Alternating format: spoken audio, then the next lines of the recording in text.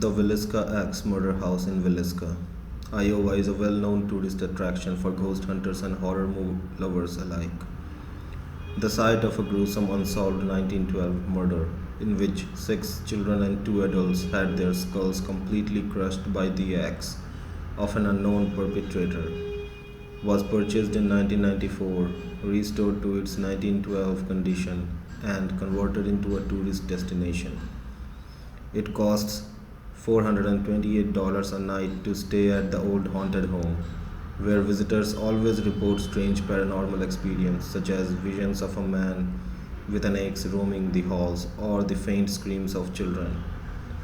But in November 2014, the haunting took a darker turn. Robert Stephen Lawson Jr., 37, of Rhinelander, Wisconsin, was on a regular recreational paranormal visit with friends when true horror struck.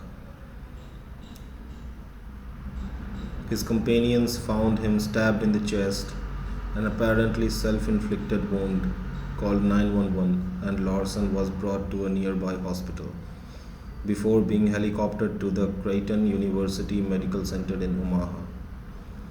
The Montgomery County Sheriff's Office said Lawson suffered the self-inflicted injury at about 12:45 a.m., which is around the same time the 1912 axe murders in the house began. Lawson recovered from his injuries but has never spoken publicly about what occurred that day. For Martha Lynn, the owner of the home, the incident was very upsetting. It's publicity, but it's not exactly the kind of publicity you desire to have. I don't want people thinking when they come to the Villisca Axe murder house something's going to happen. That's going to make them do something like that. The house remains open for tourist visits and overnight stays, even today.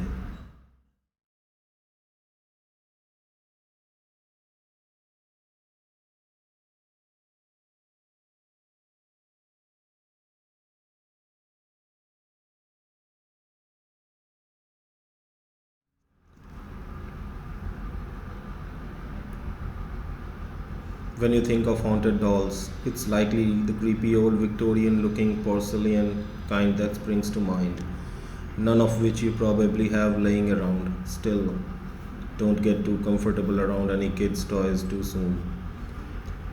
Though a Disney's Frozen Elsa doll that was gifted for Christmas 2013 in Houston area made headlines earlier this year when it seemingly became haunted. As per KPRC 2 Houston News, the doll recited phrases from the movie Frozen and sang Let It Go when a button on its necklace was pressed. For 2 years it did that in English, Mother Emily Madonia said. In 2015, it started doing it alternating between Spanish and English. There wasn't a button that changed these, it was just random.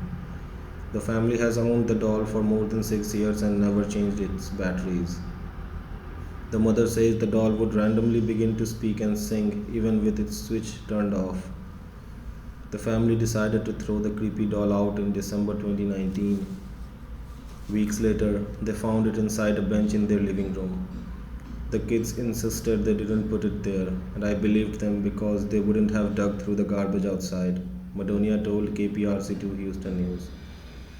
At that point, Elsa ceased to sing the English rendition of Let It Go altogether, speaking only Spanish when pressed. The family then double bagged the bizarre doll and placed it at the bottom of their garbage, which was taken out on garbage day.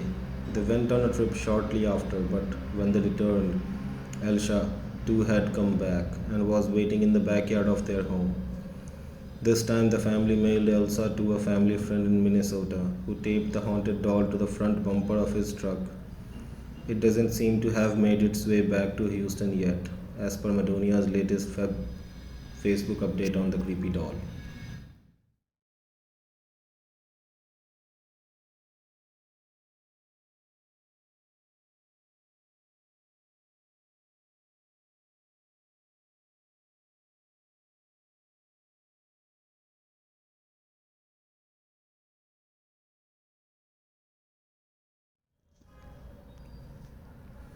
In 2016, in North London, 26-year-old Kennedy If began acting strange and aggressive following a pain in his throat. He reportedly bit his father, threatened to cut off his own penis, and complained of a python or snake inside of him before his family restrained him to a bed with cable ties and excessive force. As per the BBC reported, the family then set about attempting to cure Kennedy through restraint and prayer over the next 3 days, the court was told. His brother Colin If told police, "It's clear that thing was in him. What we believed was a demon because it was not normal. It was clearly trying to kill him," he said. "We had to restrain him for himself. It was clear if we didn't restrain him, he could have tried to harm people in our family." Kennedy If had been bound to his bed for 3 days without medical attention when his brother called emergency services explaining that Kennedy If was complaining of dehydration. He appeared to have developed breathing issues and was pronounced dead at 10:17 a.m. As per the Independent reported, while police were at the house, Colin If allegedly carried out an attempted resurrection by chanting and praying for Mr. If. All seven of Kennedy If's family members were accused of manslaughter, false imprisonment, and causing or allowing the death of a vulnerable adult. A post mortem examination revealed over 60 wounds, including a possible bite on Kennedy If's body, and his father, Kenneth If, along with four of his brothers, sustained injuries as well.